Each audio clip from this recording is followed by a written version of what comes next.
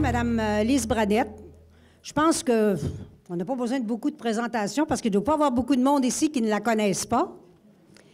Elle est très impliquée dans son commerce avec sa famille et également à l'Église. Donc, c'est la ferme 3J ou la fromagerie au Pays des Bleuets. Donc, elle va venir nous donner une histoire de sa famille qui est super intéressante. Vous savez, moi, là, je peux faire du coq à l'âne parce que c'est une entreprise qui est diversifiée. On est quand même 7 à temps plein, là, puis 7 à temps partiel. Fait que je vais vous donner un peu les grandeurs de ça, mais je vais essayer de m'habituer à ça.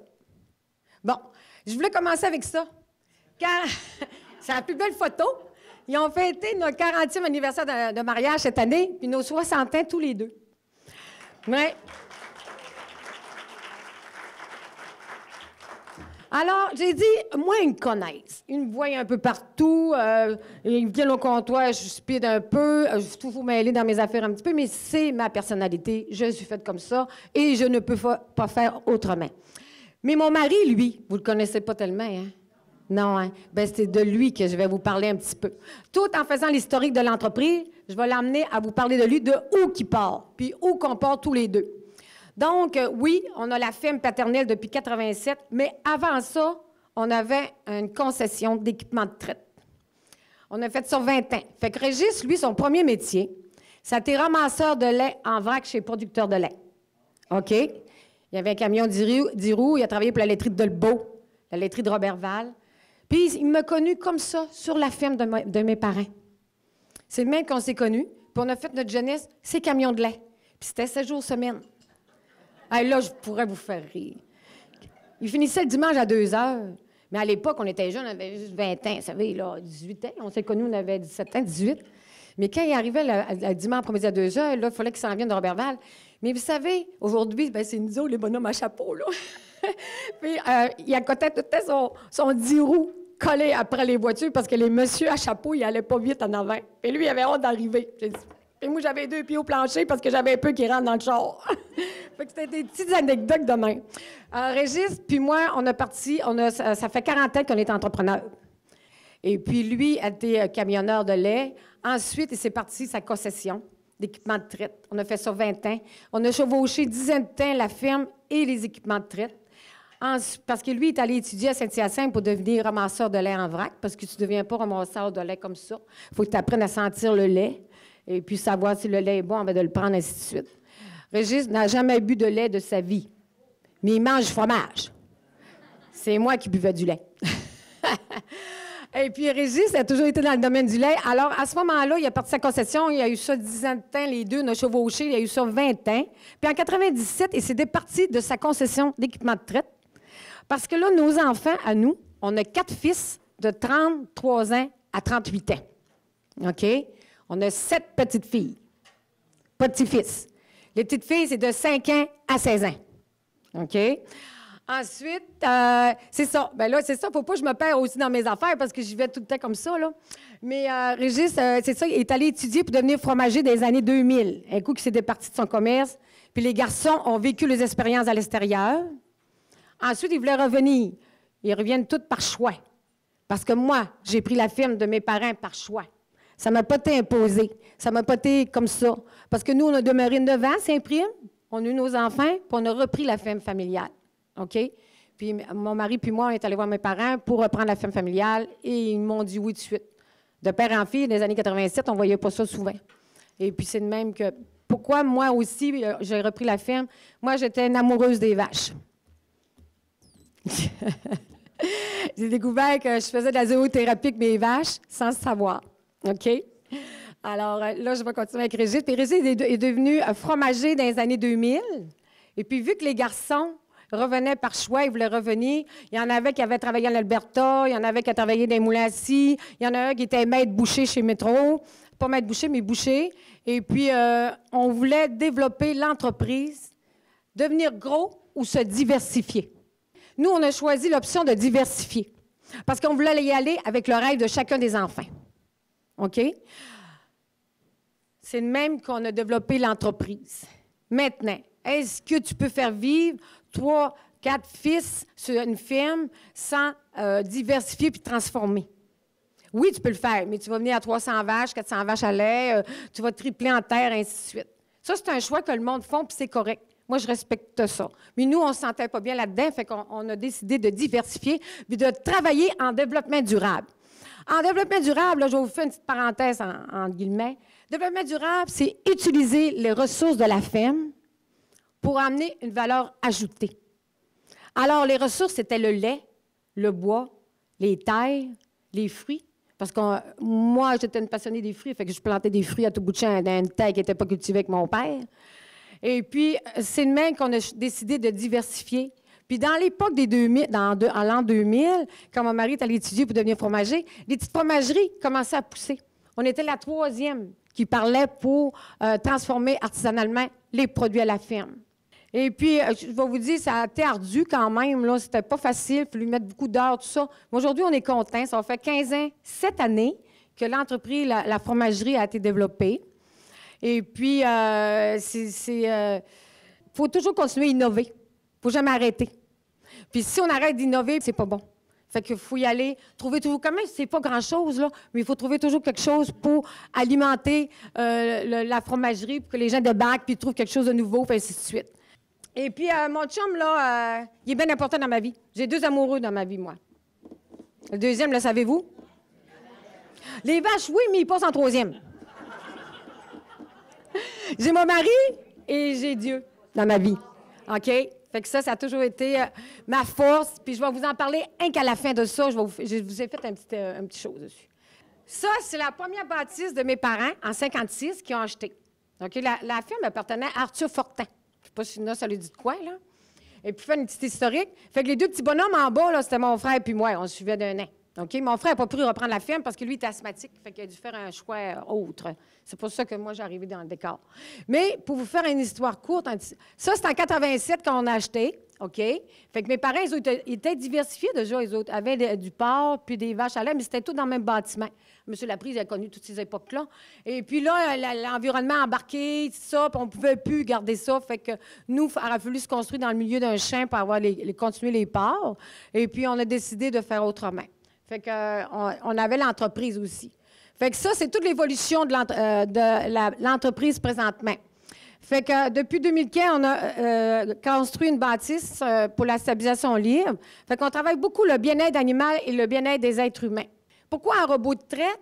Parce que ça permettait à nos jeunes d'être avec leur famille, leurs enfants le matin. Vous savez, l'autobus part à 7h30, 8h. Eux n'ont pas besoin de rentrer avant cette heure-là. Parce que le robot de traite fait la job. Fait qu'ils vont rentrer pour faire le soin, les nettoyages. En tout cas, il y a beaucoup d'ouvrages, là, ils n'ont pour la journée pareil. Mais par contre, le matin, puis le soir, à 6 heures, tout le monde est chez eux. Fait que c'est des choses qu'on a mis en application pour la qualité des êtres humains. Puis c'est important. Puis la qualité de bien-être animal, bien, les animaux sont lousses, tout ça. Puis je vais vous en parler un petit peu plus loin, là. Et puis ça, je vais finir avec ça. Fait que ça élabore. Puis la fromagerie, en 2004, là, c'est toute l'évolution de l'entreprise actuellement. OK? Ceux qui la connaissent, la plupart des gens la connaissent, ils ont passé chez nous, fait qu'ils savent c'est quoi. Alors, on a développé différents volets. Donc, quand Régis il est arrivé de Saint-Hyacinthe pour son chose de fromager, il s'est tassé au niveau des champs, et puis c'est garçon Jimmy qui a pris les champs. Depuis 3 ans, on est certifié biologique au niveau des terres. Donc, on cultive le chanvre, le lin, le lin, l'avoine, il m'en manque un autre, le sarrasin. OK? On cultive ces graines-là, ces plants-là. Et puis, ce qui est plaisant, là, c'est tout transformé en région. La plupart des graines sont envoyées chez Olofé pour l'avoine, le sarrasin à Ferme Iliro à La Dorée, et puis chanvre à Tournevain à Iberville. Puis, eux transforment ça, puis ils mettent ça dans les magasins ici, en région, partout dans la province, là. Fait que nos grains, c'est produits transformés avec d'autres producteurs. Puis ça a toujours été notre politique. Quand on a décollé la fromagerie, la première chose que j'ai fait, je suis allée voir, à l'époque, c'était Mme Baudouin à Fromagerie Perron. Je me suis assise à la directrice générale. Puis on ne voulait pas de distributeur. Nous, on visait achat local à proximité. On l'a visé vraiment il y a 15 ans. Puis les 5 fromages que Régis a développés, parce que c'est Régis maître fromager, c'était écrit sur le permis quand on l'a fait de la demande il y a 15 ans. Puis on les a tout faits. Vous savez, il faut apprendre une vision. Mission, vision, c'est comme ça qu'on travaille chez nous. Ensuite, j'ai été rendue tantôt. OK, j'avais été voir Mme Baudouin, puis je lui avais demandé de reprendre, de venir chercher mes produits à la ferme, puis de distribuer ça partout en région et en province. Puis j'ai dit, chargez-moi tant par mois, j'aurai pas besoin de distributeur. Fait qu'à tous les semaines, j'appelle les pratiques, les magasins, et puis c'est moi qui parle toujours avec eux autres, ainsi de suite. Ça, c'est ma job à moi. Le côté humain est important. Puis ça, je l'ai appris à la coéducation de la foi dans les années 80 avec Mme Normand, ainsi de suite. Fait que le côté humain est très important. C'est pour ça que je ne veux pas lâcher mon comptoir. Je m'ennuie quand les personnes ne viennent pas. En passant, je l'ai oublié au début, puis là, j'y pense, j'aime mieux le dire. Je remercie le conseil d'administration à QDR de m'avoir invité. Vraiment, là, j'étais vraiment contente, puis j'avais hâte de venir. OK? Vous êtes tellement des belles personnes. Alors, on est allé avec le volet de chacun des enfants. Moi, ce qui... OK. Ça, c'est la ferme et la fromagerie aujourd'hui. Ça, c'est la famille au complet avec mes parents. C'est mes parents avec mes enfants et mes petits-enfants. OK? Alors, chacun a des conjointes, d'autres sont séparés. On fait partie d'une famille. Une famille, c'est le même. Hein? Fait qu'on a de toutes... J'ai pas vraiment... J'aurais aimé ça avoir l'équipe au complet parce que j'ai des employés aussi. J'en ai un qui ça fait 7 ans qu'il travaille chez nous. Polyvalent au bout. Il a le même âge que mes fils. Et puis, c'est vraiment plaisant parce qu'il est polyvalent. Puis chez nous, il faut être polyvalent pour continuer à réussir à travailler dans ce domaine de diversification-là. Alors, Jimmy, si je reviens avec mes enfants, Régis est maître fromager. Lui, Régis, là, le cheddar, là, il n'a pas eu de cours de personne. Il l'avait dans lui. Oui, c'était vraiment dans lui. Puis quand il a commencé, parce que nous, on a commencé sur 2 fromages au lait cru à l'époque, des neiges. Des neiges vient du nom de ma grand-mère, des neiges du bois. J'avais retenu 2 choses de ma grand-mère. Elle monte à 88 ans. Et puis, j'avais retenu son courage d'avoir élevé 16 enfants sur un arpent de terre et d'être très persévérante. Et puis, le déneige, il fallait être très persévérant pour le continuer puis l'élaborer. Parce qu'au lait cru, c'était différent. Je ne rentre pas dans les détails, ça serait trop compliqué et trop long. Mais aujourd'hui, tous les fromages sont pasteurisés. Fait que comme ça, c'est moins compliqué. Enfin, qu'une parenthèse, là, quand c'est au cru, le MAPAC exigeait 2 mois dans les chambres d'affinage. Tandis que pasteurisé, tu peux sortir après une semaine ou même la journée même, il n'y a aucun problème. Comprenez-vous? Fait que le 2 mois qu'on gardait le fromage au lait cru, il s'acidifiait. Il devenait très méchant, très mauvais. Fait que ça, on a perdu du marché avec ça. Puis ça n'a pas été facile. On en a jeté beaucoup aussi. Ça, c'était le déneige et le bouton d'or. Mais depuis la crise de la listériose, j'ai dit, dans le malheur, il y a toujours un bonheur à quelque part. Puis il faut aborder le positif tout le temps. C'est ça qu'on regarde. Puis j'ai trouvé ça positif parce qu'on s'est viré vers le pasteurisé. Alors, la fromagerie, il y a 5 fromages. Tout le monde connaît le déneige, c'est un brie. La croûte lavée, c'est une croûte brossée, lavée à tous les 2 jours. OK, Régis part la transformation. Après ça, j'ai Luc qui va travailler des fromages. Jonathan a travaillé des fromages aussi. Mais Jonathan est rendu ailleurs, là, je vais vous l'expliquer tantôt. Et puis, croûte lavée, le bleu. Le seul bleu en région, c'est un bleu léger. Puis ceux-là qui veulent le découvrir, ils peuvent le découvrir, c'est un steak, là, je suis charcon. Ah, ça, c'est bon au bout, parce que moi, là, ce que je voulais, là, je disais à mon chum, puis mon chum, pareil, on est tous 2 pareils, puis je vais vous expliquer pourquoi on est tous 2 pareils, on est complices un peu, là. Bien, beaucoup, là. Mais le bleu, c'est un cheddar au départ, puis on voulait un bleu que les gens du Saguenay-Lac-Saint-Jean découvrent. Parce que bien souvent, le bleu, on n'ose pas toucher à ça parce que c'est fort, puis c'est trop goûteux, puis bien là, on est en train de percer ça un petit peu. Puis ça, c'est un monsieur, Wassef Benounis, qui avait venu donner une formation au cégep de Saint-Félicien en produits de terroir comme les petits fruits, que je vais vous parler tout à l'heure. Et puis, on l'avait embauché. Puis, il nous a développé le bleu, le seul bleu en région. C'est un bleu léger. Si on veut l'avoir plus fort, j'en ai toujours quelques briques de cachet là, pour ceux qui veulent vraiment avoir ça fort. Mais on l'avait écrit dans notre permis, puis on le fait. Fait que c'est tout ça, c'est des fromages, des spécialités. Alors, on est à Montréal, on est à Québec, on est à Longueuil. Montréal, ça fait 15 ans. Montréal, ils vendent le bouton d'or, et chez nous, on le vend 10 $, les autres le vendent 20 $. Le bouton d'or, c'est un fromage qui se démarque beaucoup par rapport à tous les autres fromages. C'est Fromagerie Amel au marché Jean Talon. Eux ne prennent que le bouton d'or parce qu'ils se démarquent. Les autres, ils ont 500 sortes de fromages de spécialité, puis ils ont un gros marché. Ouais. Fait que c'est une belle fierté aussi. Ça, c'est les enfants. Fait que là, j'ai parlé des chiens. Jimmy, sa force, c'est les chiens. Fait lui, il élabore là-dedans. J'ai Jonathan. OK, Lise et ses brus. Lise et les 4 garçons. Les 7 petits-enfants.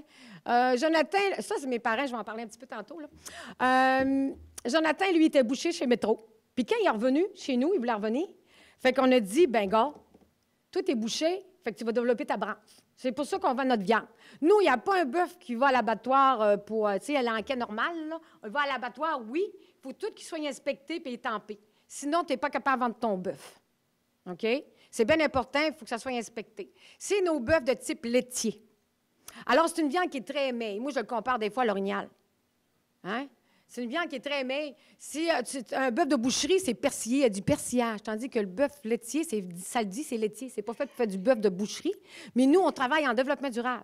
Fait qu'on utilise les bœufs de nos vaches laitières. Vous savez, 60 vaches, mettons, parce qu'on a 60 vaches à l'air, on a 110 têtes totales avec les bœufs et la relève de génisses. Les vaches vont donner environ 25-30 génisses par année, puis ils vont donner 25-30 bœufs par année. Fait que ces bœufs-là, on les élève juste au fourrage, jusqu'à l'âge de 16-17 mois. Puis on les envoie abattre à Shawinigan, parce qu'il n'y a pas d'abattoir en région. Puis ça empêche le développement de la région, ça fait des années. Et puis, il faut qu'ils reviennent dans un camion réfrigéré.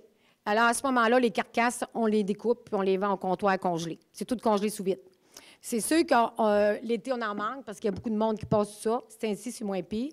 On pourrait grossir en viande, mais on veut rester comme ça parce qu'il y a toujours quelqu'un qui se développe à côté ou bien... Puis c'est quand même un beau marché. Moi, je passe toutes mes vaches qui sont peu en production en steak haché. C'est des belles vaches, des bonnes vaches. Des fois, les vaches, il faut les vendre parce que soit qu'ils ne produisent plus, ou bien soit que les inséminations, ça ne marche pas, ainsi de suite. Fait que c'est pour ça qu'on a développé ce créneau-là, parce que Jonathan avait cette force-là. OK? Là, Julien, lui, il a travaillé en Alberta. Julien, il a rentré dans les années 2009. Jonathan est rentré en 2006. 2009, puis Julien, lui, sa force, c'est mon directeur des opérations. Hey, ça, là, c'est mon meilleur. Je le trouve assez bon là-dedans. Bon négociateur, puis directeur des opérations. Ça, c'est bon. Puis c'est tout bon, les garçons. Mais lui, il est posé. Tu sais, il y a un petit peu de Régis puis un petit peu de moi, tu sais.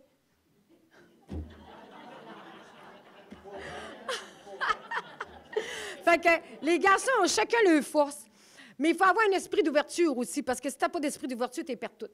OK? Mon deuxième, Jean, la plupart du monde le connaissent. Il y en a ici qui m'en parlait tout à l'heure. Lui, il est venu travailler 2 ans. Jean, c'est un gars qui a une maîtrise, il a un bac en ressources humaines, ainsi de suite. Il est venu 2 ans avec travailler sa ferme. Mais disons qu'il dit, maman, je pense que je vais aller vivre encore d'autres expériences. Bien correct. Puis si j'ai un de mes garçons qui, demain matin, il n'est pas heureux, j'aime mieux qu'il parte. Tu dois travailler dans ce que tu fais, puis être heureux de te lever le matin. Parce que si tu te lèves le matin et tu n'es pas heureux, oublie ça, ta vie va être longue. Hein? C'est-tu vrai ou c'est pas vrai? Vous avez de l'expérience, vous êtes capable de me le dire. Hein? Bon, moi, ça fait 30 ans que j'ai la ferme avec mon mari. Et puis, je suis née à sa ferme-là. Je suis née chez père-en-fille. Ça n'a jamais été une corvée pour moi de me lever le matin. J'ai tout le temps hâte. Puis j'ai encore hâte de me lever. Aller voir mes meumeux. OK? Vous savez, les meumeux, fait une petite parenthèse, moi, j'avais un taux de saillie, puis ceux-là connaissent un peu les saillies et les inséminations, j'avais un taux de saillie de 1,2. Puis ce que j'aimais beaucoup, là, j'avais des mentors. Parce que moi, j'ai arrêté l'école à 12 ans, fait que je m'occupais des vaches, puis je mettais le transistor au bout, puis je brossais mes vaches, puis après ça, bien, j'étais toute heureuse de ça. Mais ce que j'étais heureuse, c'est quand les vétérinaires passaient chez nous, ou bien l'inséminateur, je pouvais jaser avec eux autres. Ça, là, François Cécile, Bruno Massé, Wilfrid Routier. Tu sais, on a des personnes, là, qu'on côtoie dans nos vies, qui nous font avancer, puis qui nous font confiance. Bien, ces personnes-là, je peux parler de M. Benoît Laprise, Louis-Marie Lapointe, Robert Collard, c'est tous des mentors pour moi. Puis ça m'a aidé à avancer dans la vie et à me prendre en main. Bon, en tout cas, ça, c'est le côté entreprise, OK? Je parlerai d'autres choses plus tard. Fait que ça, c'est le bœuf. Tout est passé au comptoir de la ferme, OK?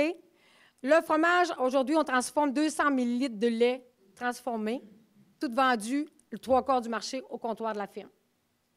200 ml, c'est pas beaucoup, là. Quand tu regardes les industriels, c'est des millions, ainsi de suite. Mais pour nous, c'est beaucoup. C'est transformé, vendu au comptoir, puis il y a une partie qui est vendue à l'extérieur, en province et en région. OK? Je vous dirais, il faut toujours être à fine pointe. Le Cheddar, l'année passée, je disais, Régis, il y a quelque chose qui ne marche pas. Tu sais, moi, je suis critique, là. Je suis très critique chez moi qui est au comptoir. Il faut voir que ça ait une qualité tout le temps. Fait qu'on a fait des procédures, on a changé le refroidisseur à l'air. Il virait trop longtemps. Tu sais, il faut toujours être à l'écoute de tout ça. Puis ça, c'est les normes aussi. Les normes alimentaires, il ne faut pas oublier. Puis au ministère de l'Agriculture, bien, ils sont bien forts, ces normes. OK? Les produits extérieurs vont rentrer, puis les autres, ils ne peuvent pas rien faire avec ça. Bon, les petits fruits lisons, on a planté des petits fruits parce que c'était des terres non cultivables. Aujourd'hui, tout le monde peut aller voir de 24 juin à l'Action de grâce. Je vais vous parler d'un rallye tantôt. Vous pouvez tous les visiter, les petits fruits. Moi, j'aime beaucoup innover. Je plantais des petits fruits avec mon père. Mon père, il travaillait pour moi. Quand il a vendu, il a travaillé, puis il travaille encore, puis maman pareil. Je vais vous en parler plus tantôt, juste à l'autre photo. Fait que mon père, c'est lui qui s'occupe de la vigne, les raisins bleus. Fait que les raisins bleus, disons, on les transforme en gelée de raisins bleus à la bière La Schwab, qu'on vend en comptoir avec les fromages, et ainsi de suite. Fait que ça, c'est des terres qui n'étaient pas cultivables, qu'on a mis en valeur en mettant les petits fruits. Donc, on a la camerise, on a le sureau. Maintenant, il y a un nouveau fruit qui s'en vient, l'aronia. C'est un fruit qui pète tous les antioxydants de tous les fruits, mais pas mangeable. Même les oiseaux se touffent avec.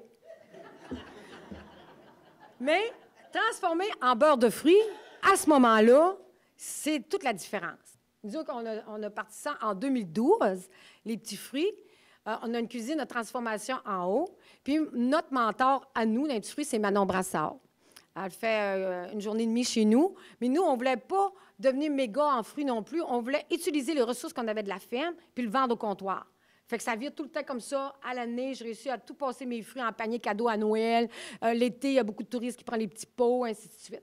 Mais je voulais qu'on se démarque un petit peu. Fait que le beurre de fruits est tout à base de pommes et cassonade. Il n'y a pas de sucre blanc. Fait que c'est plus santé. Puis on avait acheté un Robocop. Vous savez, la mode des robots. Et on avait commencé en 2012, on a acheté déjà un robot. Un Robocop qui enlève tous les petits fruits, les petits pépins dans la framboise. Fait que ceux qui ont des verticulites, bien, ils n'ont pas de problème. OK? Fait qu'ils peuvent mettre ça. Ça, c'est fait pour mettre ses toasts le matin. Moi, je me nourris à ça. Beurre de camerise, tous les matins sur mes toasts de seigle, avec du chanvre, puis après ça, de la graine de lait moulue. Ça, c'est mon déjeuner. Alors, mon père, il s'occupe des raisins bleus, il s'occupe de tondre la pelouse de ce côté-là aussi, des petits fruits, que ça soit toujours propre, que les gens se promènent de ça. Fait que ça, c'est tout le comptoir de la fromagerie. On a changé ça un petit peu. Fait qu'il faut toujours essayer d'avoir de la nouveauté pour emmener des plus-values. Ça, c'est quand Régis a commencé en 2004. J'avais cette photo-là. C'est sûr qu'il y a des photos que je peux rajouter plus tard, que je vais faire. Puis ça, c'est ma plus vieille des petites filles à l'époque. Aujourd'hui, elle est rendue à 16 ans. Elle va aller au cégep l'année prochaine. Fait qu'elle regardait pour aller en production animale. J'aimerais ça qu'elle y aille dans ce côté-là. En production animale, ça serait le fun. Mais en tout cas, on laisse vivre les expériences. Ça, c'est 5 sortes de fromages, comme je vous ai parlé tout à l'heure. Fait que ça, c'est tout, on les retrouve. On a maintenant un cheddar vieilli 1 an qui s'appelle le Petit Délice. On le retrouve partout dans les magasins GA Métro. Puis, on a la 3e génération. Comme je vous disais tantôt, moi, j'aime ça sortir toujours des nouveaux produits. Puis, l'année passée, j'étais là. Ah, mais j'ai un 3 ans, là, mais j'en ai pas beaucoup. Fait que je peux pas l'élaborer trop, mais dans le coin, c'est parfait. Pour les gens qui débarquent chez nous, c'est parfait. Tu fais connaître ça. Fait que la 3e génération, ça veut dire, l'année passée, ça faisait 30 ans qu'on avait l'entreprise. L'année passée, oui. Puis après ça, un fromage 3 ans. Puis les 3J. 3J, Jimmy, Jean, Jonathan, Julien. Le 4e n'était pas au monde vraiment quand on a fait le nom. La boucherie chez T. John, alors on utilise nos bœufs. On a commencé dans le sous-sol de la fromagerie. Et puis quand on a vu que ça fonctionnait, on a agrandi en haut. Puis à cette heure, on a tous les équipements qu'il faut pour ça. En bas de la fromagerie, on l'avait fait à l'époque avec l'inspecteur. Il nous avait fait mettre un mur pour pas que ça contamine les fromages, parce que dans le sous-sol, il y a 4 chambres pour faire maturer les fromages. OK? 4 chambres dans le sous-sol de la fromagerie à 3 étages. Ça a été construit le 10 décembre 2003, puis il fallait avoir terminé le 31 mars 2004. Et on a lancé en octobre 2004 la fromagerie. Ça a pris 2 ans Accueil de clients et visite de groupe. Bien, ça, c'était justement la chambre de commerce qui venait visiter. Alors, moi, j'aime beaucoup ça, recevoir des groupes, parce que mon rêve, c'est d'enseigner l'agriculture de plus en plus. Et puis, dans les 10 prochaines années, bien, je vais essayer de trouver quelque chose pour l'enseigner encore plus. Fait que c'est pour ça que c'est comme une pratique à matin. La valorisation de l'agriculture auprès des jeunes et des groupes scolaires, ça fait 15 ans que je le fais. Je le faisais à ma façon à moi. Aujourd'hui, bien, sur le site, quand on va voir les petits fruits, vous avez une petite chapelle. Puis cette petite chapelle-là, ça a été construit par Régis puis mon mari avec le bois de nos terres et puis les roches de notre montagne de bleuets. Alors, les jeunes, on joue avec eux autres, on les informe, puis ils sont allumés, les jeunes, puis ils veulent toucher aux animaux, ils veulent savoir d'où vient le lait, d'où vient la viande, et ainsi de suite. C'est génial, j'aime bien ça. Ça, c'est il y a quelques années, on voit que j'ai changé un petit peu, là. Mais là, ici, la photo se barre ici, là. Tout à fait, là. On voit ma tête brune, hein. Mais moi, je voulais qu'on voie la vache avec la tête en l'air. Mais là, c'est ma tête qu'ils ont vue. Fait que... Parce que c'était un groupe de jeunes qui est à côté. Fait que ça, c'est la stabilisation libre. Ça, c'est la salle en haut de la fromagerie. Donc, on en reçoit des groupes, ainsi de suite, des jeunes. Comme lundi, j'ai reçu le cégep de Saint-Félicien. OK, le cégep de Saint-Félicien, ils viennent en santé animale, et puis ils viennent passer la journée à la ferme. OK? Ça, c'est les battages. Ça, c'est le champ de lin. J'ai mis la photo de la famille sur le champ de lin. Je trouvais ça génial, là. C'est tellement beau, un champ de lin. Avez-vous déjà vu ça? C'est beau, ça ouvre de 11h à 1h, 2h l'après-midi. Bien, ça ferme. Oui, c'est vraiment magique, c'est vraiment beau. C'est une culture que les garçons voulaient essayer cette année. Fait que, bon, ça, c'est le rallye familial intergénérationnel. Alors ça, je vais vous en parler un petit peu plus.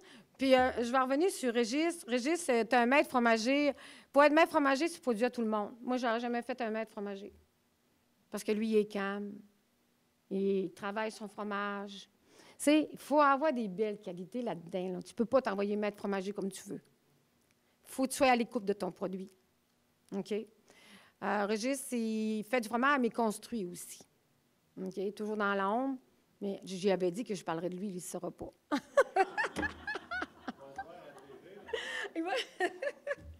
Un rallye familial intergénérationnel. Ça, là, c'est mon dernier projet avec Régis puis l'équipe. Là, c'est une équipe au complet. Donc, on parle de 7 à temps partiel puis 7 à temps plein. Pause café des employés. Mes parents, Georgette et Léon, ceux qui ne connaissent pas, c'est Georgette Guy et Léon Bradette. Ils ont 84 ans. OK? Eux, on vous dit une petite histoire courte, ne prend aucun médicament. OK? Ma mère, en 70, a dû suivre une alimentation équilibrée, beaucoup équilibrée. Et c'est un médecin de Montréal qui a réussi à équilibrer toute l'alimentation pour avoir plus d'énergie, et ainsi de suite. Et ils sont restés là-dessus, tous les deux. Et ils se nourrissent très bien. Puis, je vais faire une petite parenthèse parce que là, j'y pense. Tantôt, je vais vous parler du fromage cheddar, puis le brie, je reviendrai tantôt. OK. Mes parents, vous savez, je vous vois toutes ici, là, puis vous avez tellement de bagages, vous avez tellement d'expérience. Puis ça, là, c'est important pour nos jeunes.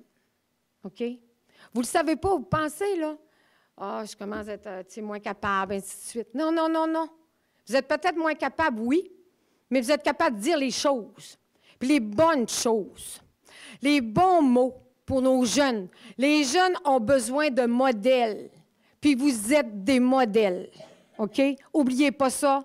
Parce que moi, je le vois par mes jeunes, tous les mercredis, maman, papa, ils viennent recevoir les employés et les garçons.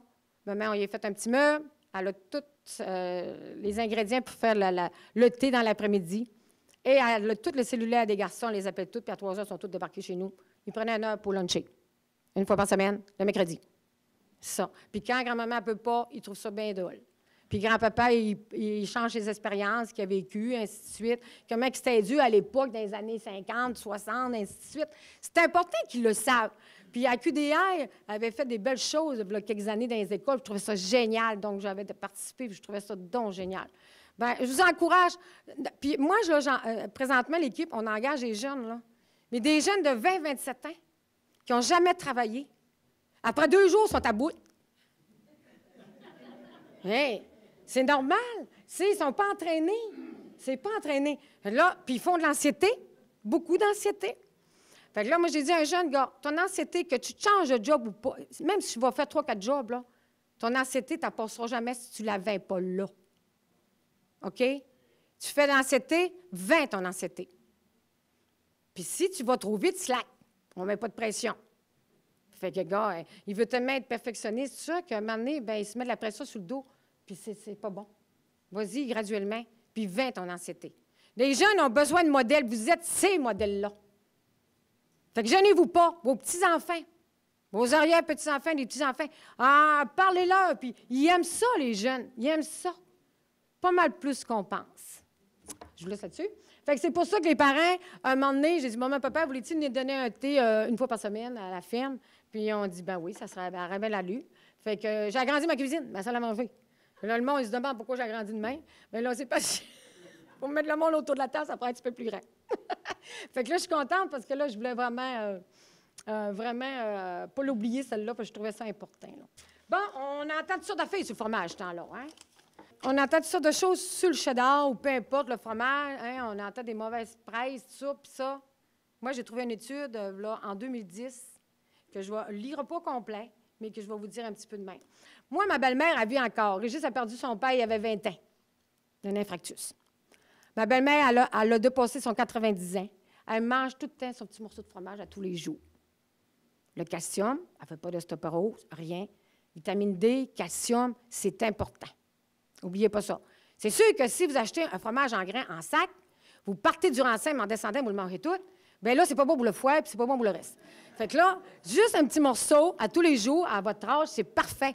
Vous allez aider à vos os, puis à vos vitamines D, puis le calcium, c'est très important. OK? Fait que j'avais trouvé une étude de l'Université du Texas qui est arrivée à la conclusion que le fromage, et particulièrement le cheddar et le brie, aideraient à la protection du cancer du foie et auraient des effets positifs sur la santé de celui-ci. Les chercheurs vont même jusqu'à mentionner que le brie et le cheddar augmenteraient l'espérance de vie de jusqu'à 25 OK? C'est bon, là. Fait qu'il ne faut pas oublier ça. Puis aussi, le brie et le cheddar, je ne lis pas tout, là, important dans la prévention de la fibrose du foie et des hépatites cellulaires qui causent le cancer du foie. Fait que, puis il y a une autre étude aussi en 2010 de l'Université de Finlande qui dit qu'un bout de fromage probiotique par jour augmenterait considérablement le système immunitaire des personnes âgées. Fait que n'oubliez pas ça, c'est très important. Fait que le cheddar et le brie, c'est très bon pour la santé, mais c'est sûr que des fois, en vieillissant, il faut se limiter, puis c'est compréhensible. Le rallye familial intergénérationnel. Alors, du 24 juin à l'Action de grâce, les familles peuvent venir chez nous. Ça ne coûte pas un sou. Ils peuvent voir les arbres fruitiers, il y a une petite fermette, et puis ils peuvent manger sur place. L'année passée, j'ai beaucoup d'Européens qui viennent. Puis les Européens, les autres, ils aiment manger le produit qui se fait sur la ferme. Wow! Check-moi bien aller. Je me prends un gros panier, puis là, je lui dis, voulez-vous manger en arrière? Il dit oui. Il aime beaucoup manger sur le terrain. Alors, croton maison fait à la ferme, avec le cochon qu'on élève, 25 porcs par année. Ensuite, un brie ou bien une croûte lavée ou bien un cheddar. Un jus de bleuet de Normandin, avec une écorce boréale de Manon. Et ensuite, avec un gelé de raisin ou un beurre de fruits mangé avec les fromages. Ils sont tellement contents, là, ça n'a pas de bon sens. Ils dégustent les produits de chez nous. Puis, faire une petite parenthèse, je travaille beaucoup avec les producteurs du coin. Donc, je vends la farine de la famille Liro. Je vends le gruau de la famille Olofé. Je fais de la publicité en même temps gratuite. Après ça, je vends le miel d'Émilie. Le miel d'Émilie, eux, ils sont de Saint-Sylvestre, mais ils mettent le ruche d'abeille sur nos terres à nous. Fait que c'est pour ça que je vends le miel. OK? C'est Jean-François Doyon à Saint-Prime, il y a un dépôt à Saint-Prime. Quand Jean-François Robert décolle ses légumes, j'ouvre mon comptoir pour mettre des épinards, puis le radis, tout ce qui est premier, lui ouvre son comptoir jusqu'à fin mai. Fait qu'il m'emmène ses légumes pour les mettre là. Fait que on travaille ensemble. Ça ne donne rien de se compétitionner. On est une région périphérique. Alors, si on se compétitionne, ça ne marchera pas, on va tout fermer. Fait qu'on est mieux de travailler tout ensemble. Fait que le client qui débarque chez nous va acheter un cheddar, va te acheter une farine, un gruau, un lait, un croton, une viande. Tu sais, c'est comme ça qu'on a vu ça. Fait que le rallye familial intergénérationnel, vous pouvez manger sur place, vous pouvez visiter les arbres fruitiers, la petite fermette, la petite chapelle, on passe devant. Si vous voulez vous ressourcer, sonner à la cloche, vous pouvez le faire. Vous sortez par l'aménagement phonique en milieu agricole, qui est les grenouilles. Ça a été développé par un jeune du cégep de Saint-Félicien en milieu naturel.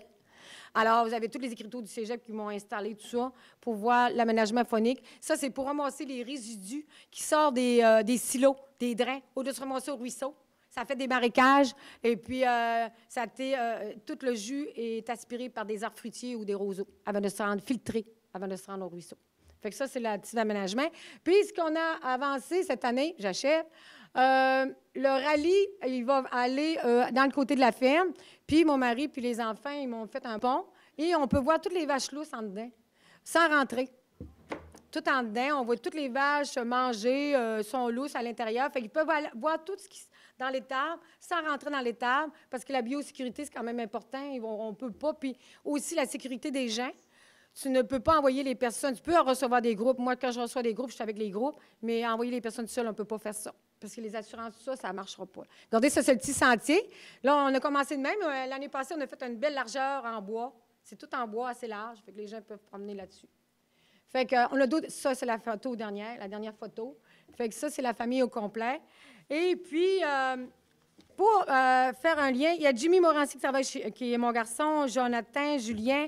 Ça, c'est les 3 garçons qui travaillent à temps plein chez nous. Régis et moi. J'ai Luc Dubois, ça fait 7 ans. Chloé Talbot, qui est rentrée chez nous depuis cet été. Philippe Lamontagne, qui est rentré, ça fait à peu près 3 semaines. Jessica Lavoie, qui travaille chez nous. Ça, les autres, c'est Luc Dubois, puis nous autres, on est à temps plein, mais les autres que j'ai nommés sont à temps partiel. OK? Fait que l'été, on est plus que ça aussi. Il y a un point que j'avais oublié de parler, c'est les poules pondeuses. Hey, ça, c'est populaire. Les poules pondeuses, l'hiver, sont en congé. Je leur fais refaire les plumages de leur corps. Puis après ça, au mois d'avril, ils recommencent à pondre. Mais les gens, les jeunes, les familles aiment bien ça, aller ramasser les œufs. C'est bien organisé. Parce que nous, on va le modifier encore cette année. Les gens n'ont pas besoin de rentrer à travers les poules. C'est mon garçon puis Régis qui m'ont fait ça. Il y a des petites portes, des torses des portes vont chez eux en dessous des poules. Fait que quand je reçois des groupes de primaires ou de scolaires, j'y vais avec eux autres, puis ils peuvent ramasser les œufs eux-mêmes. OK? Un œuf chaud, là, ça les fait bien capoter là-dessus. Alors, moi, comme ils ont dit, Mme Julie a dit tantôt, ça fait 30 ans que je donne la communion à l'Église. Je fais un ADAS par mois à Villa des Sapins. Ça fait au moins une dizaine d'années. Ça, c'est mon bénévolat. Parce que vu que je n'avais pas le temps de faire d'autres bénévolats, puis pour moi, le bénévolat, c'est très important. Parce que vous donnez tellement que parfois, ça fait du bien. Puis le bénévolat, c'est gratuit, mais ça nous rapporte beaucoup à nous. Fait que ça, c'est... Puis j'avais écrit un petit texte, j'aimerais ça vous finir avec ça. OK? Il dit à peu près 3-4 minutes. Liberté est source de joie. Qu'est-ce qui pousse sur l'arbre de ma vie? Quelle est ma mission sur Terre? Toutes des questions qu'on se pose un jour ou l'autre de notre existence. C'est seulement vers l'âge de 40 ans que je trouve vraiment ma mission. Fleuris là où Dieu t'a planté. Boswell, ça a-tu pris du temps avec que je le comprenne?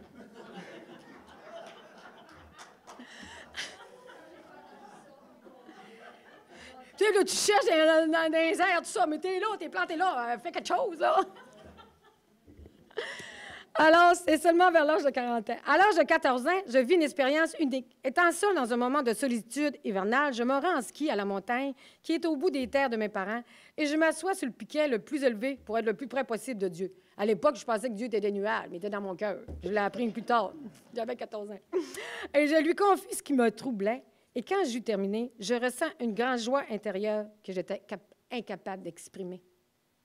Je n'étais vraiment pas capable d'exprimer cette joie-là.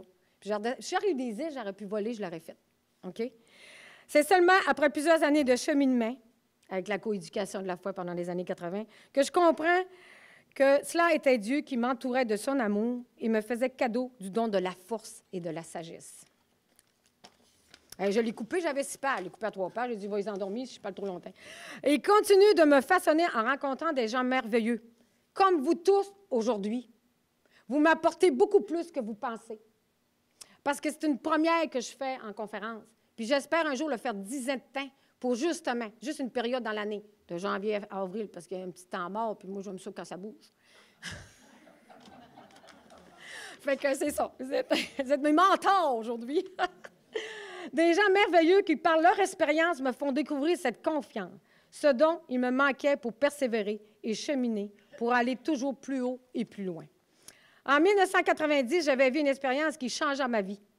Je découvre par la maladie une paix intérieure que je recherche à toutes les fois que j'ai besoin d'un moment d'arrêt. Les gens qui me voient, ils me disent tout le temps, « Elle ne s'arrête pas jamais, pas de moment d'arrêt. » Non, non, non, non, oubliez ça. Mon mari puis moi, on s'arrête le samedi soir tous les deux. On se fait un beau petit souper en tête-à-tête. D'apprécier les petites choses simples de la vie, telles une poignée de main, un sourire, le partage, un mot gentil. Et là naissent les plus beaux projets, si petits soient-ils, avec toute la beauté de la nature. Je dis souvent à mes enfants, vous n'avez pas besoin de gros projets. Il y a un but dans la vie, un petit but. Ça, peu importe l'âge qu'on a, ça prend un petit but dans la vie. Ça soit, pas nécessaire que ce soit grand, un petit. Puis ça donne toute la différence. OK? Dans toute décision que je dois prendre ou dans toute négociation, je dois rester moi-même et vrai, tout en accomplissant mon travail. Je dois rester disponible à mes valeurs profondes, qu'est la famille, les rassemblements, la fête de chacun, les petits soupers en tête-à-tête avec mon chum. Dieu veut des familles qui aiment et non des familles parfaites. Pour moi, l'intergénération est importante dans nos familles. C'est qu'il se crée une complicité entre générations pour permettre à nos aînés de partager leurs connaissances et de se sentir valorisés. Pour que nos jeunes apprennent de leur expérience, si pour moi, l'art de ma vie, c'est de faire connaître l'agriculture, de travailler avec les animaux, de faire goûter au monde des produits de qualité, en ayant cette source de motivation, ce dynamisme, cette joie qui m'habite et qui rend libre, et de faire découvrir aux gens leur source intérieure qui donne un sens à leur vie. Alors là, ma mission sera l'un des plus beaux rêves réalisés à ce jour. Cultiver, c'est s'agenouiller pour chatouiller la terre de Dieu. Merci.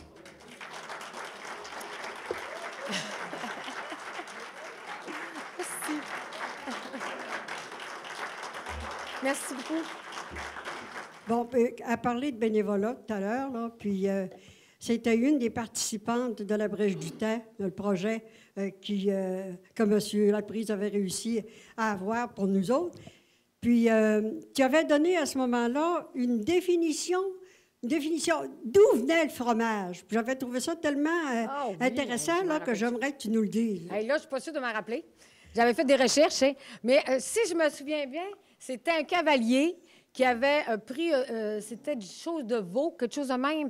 Puis à force de courir avec son cheval, ça s'était transformé en fromage. C'est quelque chose de même. Il l'a dit spécifiquement. J'ai regardé mes notes et je l'enverrai peut-être pour l'écrire à quelque part dans votre journal. Parce que là, dire de même, là, je ne suis pas capable. Mais j'avais fait une recherche là-dessus. Puis ça venait de l'estomac ou quelque chose de même. Ouais, de l'estomac de veau. Ouais. Avec tout mon émerveillement puis mon admiration pour tout ce que tu fais. Merci, Mme Normand. Moi, je voulais vous dire que Mme Bradette, Lise Bradette, c'était pour moi une mentor aussi. Et je pense que pour la population du Québec, c'est comme... Lise Bradette, c'est comme Céline Dion. Moi, c'est la Céline Dion de l'agriculture. Monsieur Laprise m'appelait la Céline Dion de l'agriculture. Je l'ai écrit dans mon livre. Elle a le sens de la communication et elle le fait très bien. Rappelez-vous, au niveau agricole, Jean Garon, qui était ministre de l'Agriculture, avait dit aux Québécois c'était pas important d'être autosuffisant au niveau alimentaire. Et c'est ce genre de ferme-là qui va vraiment conserver la présence et le développement dans chacun de nos milieux. C'est ce genre de ferme-là qui va faire ça. Les grosses fermes, c'est beau, ça sa place aussi. On veut les éliminer, mais je pense que c'est ça qui va vraiment garder la vitalité de nos milieux ruraux. Ce genre de ferme-là. La présence et le développement avec les enfants, avec la jeunesse. Alors, Lise, tu me surprends chaque fois, et pour moi, ça a toujours été la Céline Dion de l'agriculture. Merci. C'est pas mal fin. Est-ce que vous avez d'autres questions? Moi, vous savez, j'écris, je lis. Vu que j'ai pas été à l'école longtemps, j'ai tobé 300 livres à mon chevet. Puis c'est toujours sur les personnes humaines, la souffrance des personnes humaines. Puis je regarde tout ce que je lis. Puis au lieu de courir les livres, j'ai pris le tour d'écrire ce qui était positif. Puis j'écris ça dans un recueil comme ça. Puis un jour, j'espère le sortir, pas sur ma vie, mais sur les paragraphes des gens qui ont écrit, comme Jean-Paul Simard, c'est un grand écrivain de Chicoutimi. Je lis beaucoup ses volumes, parce que lui, il ramène toujours Dieu à la personne humaine et aux autres, comme la coéducation de la foi, d'ailleurs. Et puis, je trouve ça génial. Fait que les petits bouts que je trouve positifs, je l'écris. Puis un jour, j'espère le sortir pour nos jeunes. Nos jeunes ont besoin de nous autres. Les 12 à 16 ans, ça fait pitié des fois de voir ça. Il faut tendre la main. Merci à vous tous, c'est bien gentil. Merci beaucoup.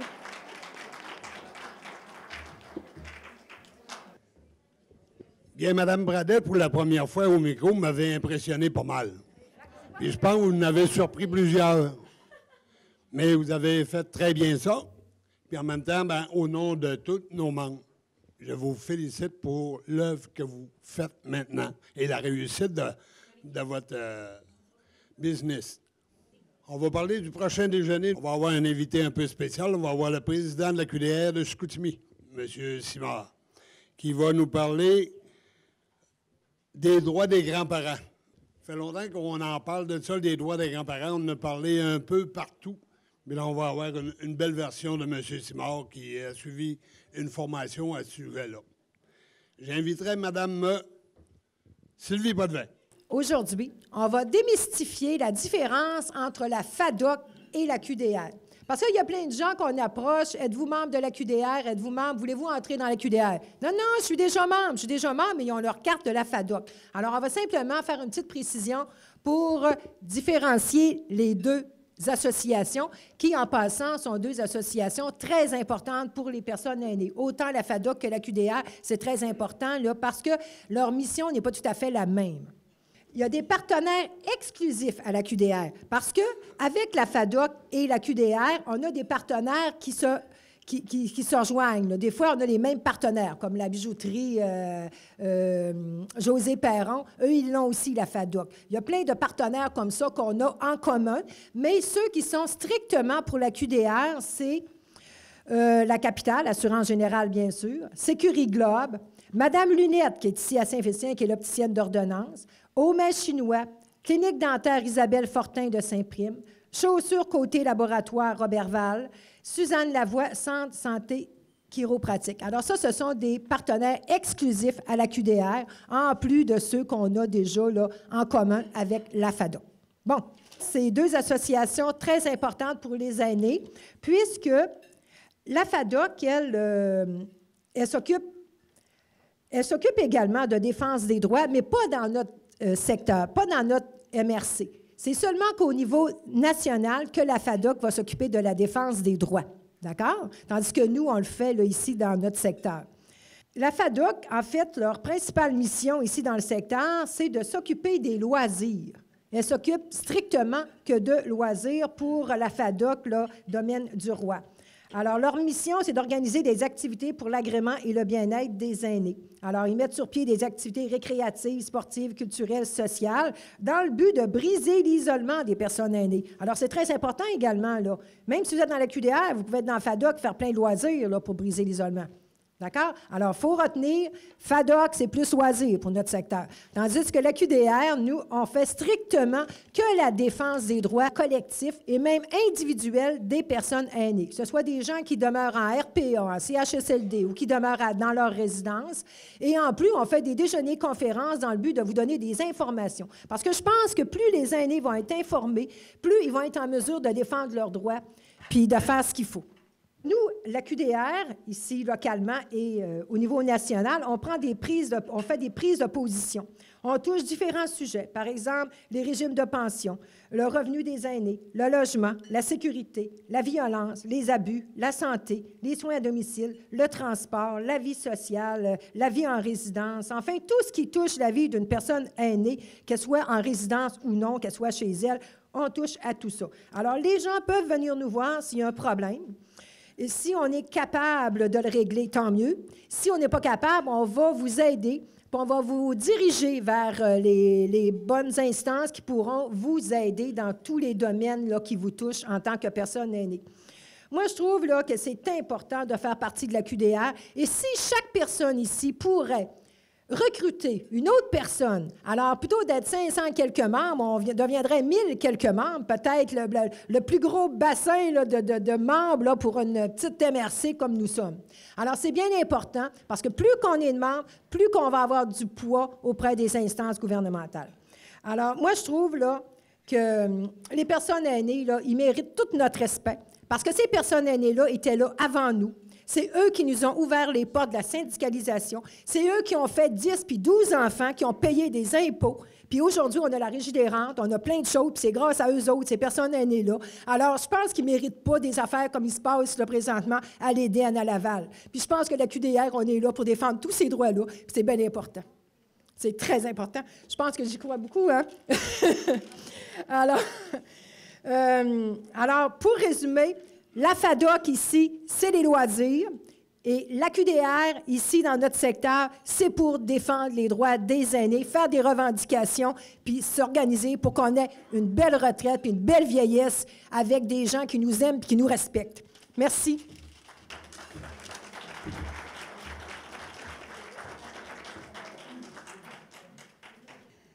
Moi, je vais vous parler encore de notre promotion recrutement. Vous savez que nos recruteurs sont éligibles à un tirage de 50 $ qui va avoir lieu au début mai. Vous avez droit, ça c'est bon jusqu'au 28 avril pour participer.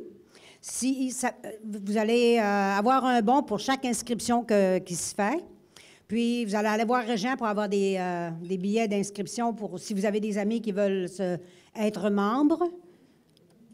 Puis, ça ne peut pas être non plus, on a une petite précision, les nouveaux membres ne peuvent pas être un membre qui était membre l'année dernière là, puis qui renouvelle cette année avec vous autres. C'est pas ça. Ça prend vraiment un nouveau membre. Moi, je vais vous parler également un peu du transport collectif. Accès Transport, Domaine du Roi, ont un nouveau transport présentement qui se fait même à l'intérieur de la municipalité de Saint-Félicien. Il y a des bornes. Il y a un numéro de téléphone que vous pouvez appeler pour devenir membre, parce qu'il y a une carte de membre de 5 $ qui vous permet d'avoir des tarifs qui sont quand même très, très bons. Le transport se fait de Saint-Félicien, Saint-Prime, Roberval, mais même à l'intérieur de Saint-Félicien, disons que vous voulez aller prendre un café au centre d'achat, bien, vous pouvez y aller, il n'y a pas de problème. La carte de membre annuelle, comme je vous disais, c'est 5 $. Pour les aînés, c'est de 60 ans et plus, c'est 3 $ par transport. Ou il y a la possibilité aussi d'avoir une carte de membre mensuelle qui est 65 $. Ça veut dire que si vous, par exemple, quelqu'un est obligé de le prendre, peut le prendre 4 fois par semaine, bien, ça vous revient beaucoup moins cher. Il y a un numéro de téléphone, ça s'appelle le circuit vert. Puis il y a des affiches un peu, il y a des pancartes où ce que les bornes, ils appellent ça des bornes, là, mais où ce qu'elles sont. Fait qu'il y en a, comme par exemple, je sais qu'au centre d'achat, il y en a un à l'hôtel de ville. Il y a des endroits où ce que vous dites, bien, vous allez à certaines pharmacies ou au CLS, au bureau du médecin, puis vous pouvez avoir, vous vous rendez là, puis ils vous amène où ce que vous voulez aller à Saint-Félicien. Les réservations doivent être faites la veille. Le niveau trajet, là, c'est Roberval, Saint-Prime, Saint-Félicien. Fait que l'Adoré, je ne suis pas certaine non plus. Je sais qu'ils ont l'intention de rajouter d'autres circuits un peu plus tard, mais là, ils ont commencé avec ça. Là. Comme avant, on pouvait aller seulement qu'à l'hôpital. C'était un trajet qui pouvait aller juste à Roberval. Là, présentement, vous pouvez faire du Saint-Prime, vous pouvez faire de l'Inter-Saint-Félicien aussi. Là. Mais avant, on ne pouvait pas. J'ai le numéro de téléphone en bas qui est à Accès Transport, qui est dit que ça, c'est pour avoir votre carte de membre. Ça prend 5 minutes, c'est pas tellement long pour avoir votre carte de membre. Puis automatiquement, vous pouvez même, par exemple, si vous décidez aujourd'hui que vous en avez besoin, puis vous n'êtes pas membre, bien, vous appelez, puis ils vont vous donner votre carte de membre, puis vous allez pouvoir avoir un transport tout de suite aujourd'hui. Qui vous donne l'information, puis ça a les tarifs. J'ai mais c'est écrit en très petit, là, ça, je vais m'organiser pour l'avoir en plus gros un peu, là. Mais on a les endroits où ce que les circuits il y a le circuit du matin, le circuit du midi, puis le circuit du soir. Là, je ne vous les nommerai pas tous, là, mais on va les avoir pour vous le mois prochain. Je vais demander à M. Ériel Blouin de venir nous adresser la parole, s'il vous plaît. J'ai demandé au président ce matin de m'adresser à vous autres parce qu'il y a un sujet à Saint-Félicien actuellement qui me tient à cœur. Je vous adresse mes commentaires. J'engage aucune organisation, même si vous savez que j'ai été pendant 15 ans au CA de la Société d'histoire. Mais actuellement, on entend des rumeurs partout. Qu'est-ce qui arrive avec le presbytère? C'est la question. On pose des questions. Oh, on ne peut pas le dire, c'est secret. On ne peut pas le dire, c'est secret. Il est-il vendu? Il n'est pas vendu? Je ne sais pas, c'est secret. Moi, comme tout le monde, on a payé à la construction de l'église du presbytère en 1958. Je me souviens d'avoir versé 200 piastres quand mon budget annuel, je gagnais 3 500 piastres pour le presbytère de l'église. Tout le temps que j'ai été ici, j'ai payé ma capitation, je la paye encore. Donc, En tant que citoyen de Saint-Félicien, je pense que j'ai des droits de m'exprimer. Ont-ils le droit de vendre le presbytère? Ça, c'est la grande question. Si on va sur un article de recherche, puis c'est un commentaire qui est arrivé, la famille Baudouin, les successeurs de la famille Baudouin nous disent, quand M. Arsène Baudouin a donné sa demi-lot pour bâtir le presbytère, il y avait une clause de non-vente. Est-ce que cette clause-là est disparue? Je ne le sais pas. Mais ça, on a relevé ça dans l'histoire. Souvenez-vous, là, à Alma, la fabrique d'Alma a vendu une partie de terrain à la commission scolaire pour l'éducation. C'est bien beau, c'était social. La commission scolaire a mis en vente ce terrain-là pour en faire un centre d'achat. Il y a quelqu'un qui a fouillé dans le temps puis qui a dit « Non, vous n'aviez pas le droit ». Tout l'argent qui s'est fait par rapport à ça, ils ont été obligés de la remettre au premier propriétaire, à la fabrique. À Saint-Félicien, là, une vingtaine d'années ou à peu près, je pense que c'est Benoît qui était à la mairie dans ce temps-là, la fabrique n'avait plus le moyen d'entretenir le parc. Ils ont cédé à la ville pour 1 pièce le parc, à condition qu'eux autres ne le revendent pas, puis à condition que la ville en fasse un plus-value. Est-ce que ça existe pour le presbytère? On dit que c'est vrai que les fabriques ont de la misère à joindre les deux bouts. C'est vrai que les fabriques manquent d'argent. Mais on sait que des 4 paroisses environnantes, Saint-Félicien est celle la mieux placée et celle qui a le plus de réserves pour vivre un certain temps. Est-ce qu'on peut faire du presbytère une maison de chambre? C'est votre réponse, c'est pas la mienne. La Ville avait un droit de préemption. Si le presbytère était en vente, la Ville avait le droit de dire non, on le prend nous autres. La Ville a raison, à mon avis, de ne pas relever l'enchère parce que, à mon point de vue, le presbytère, le matin que la fabrique ne peut plus s'en occuper, la population de Saint-Félicien est capable de s'en occuper. Je pense que ça appartient à la population de prendre ses décisions, ça appartient à la population, mais mon opinion, je serais bien déçu que le presbytère ne reste pas une propriété publique. Merci.